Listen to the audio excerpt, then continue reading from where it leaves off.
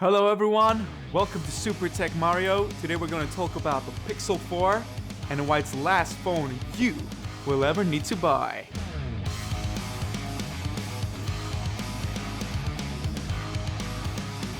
This review is based on how the phone performs and operates right now after a year of software updates, and when I'm referring to the Pixel 4, I'm only talking about the Pixel 4 XL.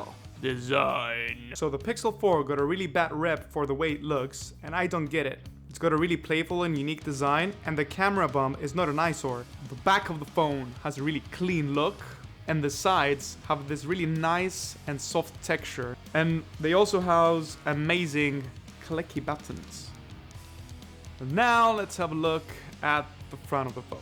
That forehead that everybody loves to diss. To me, the Pixel 4 has the best design for the technology that it offers. Let me explain. You might prefer the look of a punch hole over a bezel, but in all honesty, nobody does the punch hole correct at the moment. Some apps will black out the top notification bar, essentially creating that very top bezel that people seem to hate.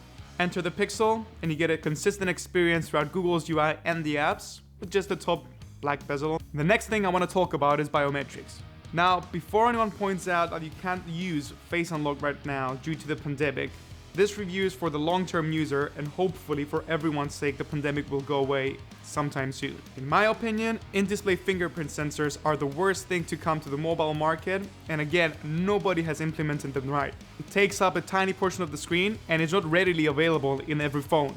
Some phones light it up permanently on the always-on display, which seems to be the ideal solution. But in most cases, you have to wave your hand on top of the screen, lift the screen, tap the screen, in order for just the fingerprint sensor to appear. After you're done with that, you're greeted with a failure rate of at least 2 out of 10 times, regardless of which advanced in-display fingerprint sensor you use. All of this just to keep the back of the phone clean of a rear fingerprint sensor, which has been proven to be far more reliable and convenient as your index finger naturally rests on that position. With the Pixel, on the other hand, you get the best Face Unlock implementation and a clean back. What makes it the best is the solid radar present in the top bezel, which makes the phone aware for when you're reaching for it, activating the sensors and instantly unlocking your phone. It works at multiple angles, in the dark, with sunglasses, and now supports all of my apps for biometric unlock. So wait!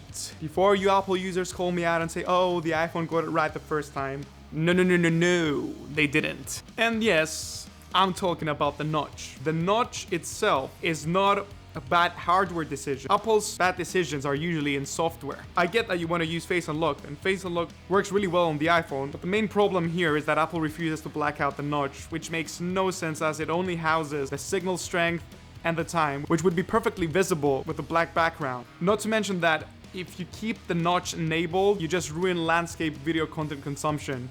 Apple is never gonna allow you to black out the notch so that people know that you own an iPhone.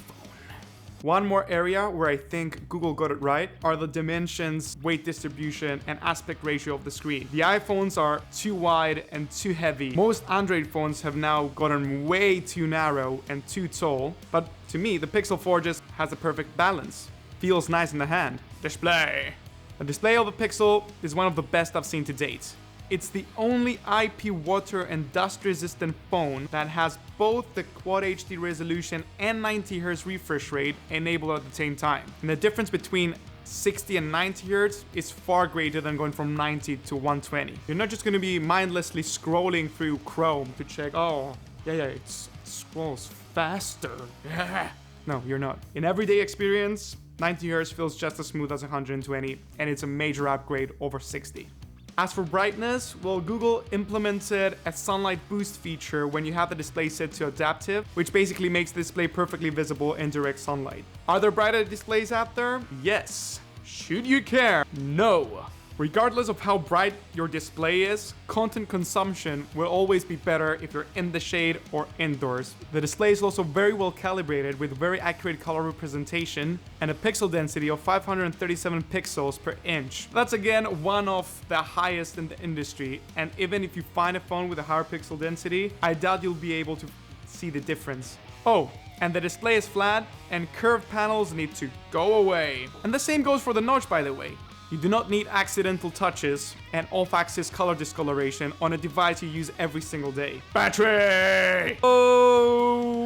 Okay, people. Not everybody wants a super thick and large phone, and battery optimization really comes to play in talking battery life. For its size, the Pixel 4's battery is actually really good. You'll get a day of usage, and worst case scenario, you turn on battery saver. Start using wireless charging.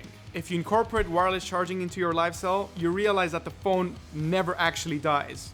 I've had the phone for a year, and I've never been able to kill it. Although I did get it to 1%, and I was happily surprised that that 1% is actually insane in battery management. Another cool feature is that if you decide to turn off the always on display to get better battery performance, if you're using a Pixel stand, that always on display will actually turn on when you place it on the charger. Therefore, you still get the wireless charging going and all your information, where there's notifications, time and weather, present in an upright position. Performance. Yes, it only has 6GB of RAM, a Snapdragon 855, and a max of 128GB of storage, which is the variant I would suggest you go for. It makes up for it though by offering the cleanest and most optimized UI available. The Snapdragon 855 is an amazing chip based on the 7nm process, and it won't show its age anytime soon. It's also the first chip that Qualcomm has added support for GPU driver updates, and the Pixel 4 will be the first phone to get them when they arrive. This should future-proof all your gaming and performance needs. At the moment, the hardest gaming test is GameCube and Wii emulation, and I can confirm that the Pixel 4, by using the Dolphin MMJ emulator,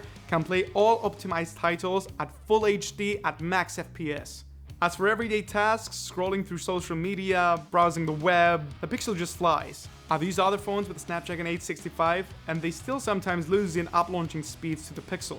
Moving on to the RAM, 6 gigs is all Android needs to perform like a champ. If you want to use a pro app on the phone, the Pixel will definitely get the job done. Power Director renders videos insanely fast, so you shouldn't care if your phone reloads an app you opened 6 hours ago. If you take a 10-year-old i7 processor, 8 gigs of RAM, and a solid-state drive, a Windows 10 PC or laptop with those specs will still perform great to this day for everyday tasks. We have reached that point of stability with Android. And yeah, having more specs is nice, but I would take the Pixel experience over specs every time. Camera! The Pixel has the most consistent and reliable camera that captures shots with accurate color representation, lots of detail and dynamic range. Can get amazing bokeh and night mode shots without any hassle. The two keywords here are reliable and consistent. This is a smartphone, not a professional camera. Yes, you can get better results with other phones every now and then, but that's not the point. You can confidently store your everyday shots and memories with this camera. As for video, again, it's fine for your everyday needs. You're able to shoot 4K at 30 FPS with great stabilization and able to switch between the telephoto and the normal wide lens. And now the one thing Google actually dropped the ball on, and it is the lack of a wide-angle camera. There is a way to get ultra-wide shots through the photosphere menu in the Google app,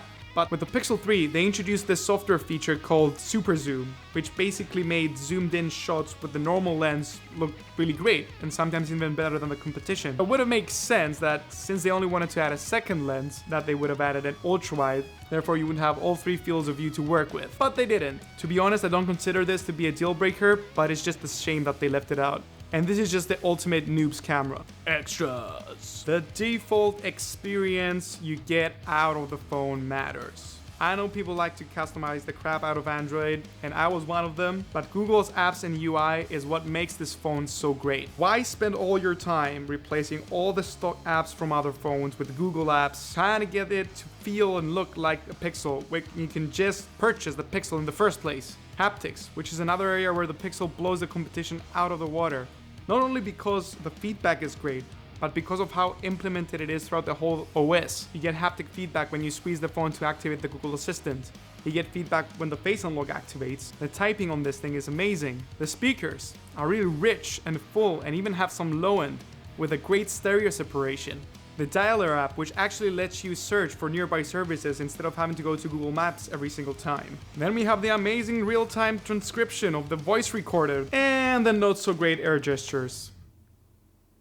Yeah, we're not going to talk about those. Pixel 4 goes regularly on sale on the Google Store and all major online retailers. With the Pixel 5 around the corner, you might be wondering why you should purchase the Pixel 4. Spoiler alert, the Pixel 4 will still be the best that Google has to offer for another year at the very least. It's been the best phone experience I've had to date, and I couldn't recommend it enough. Thank you guys for watching. This was Super Tech Mario. Like and subscribe, and I'll see you in the next one.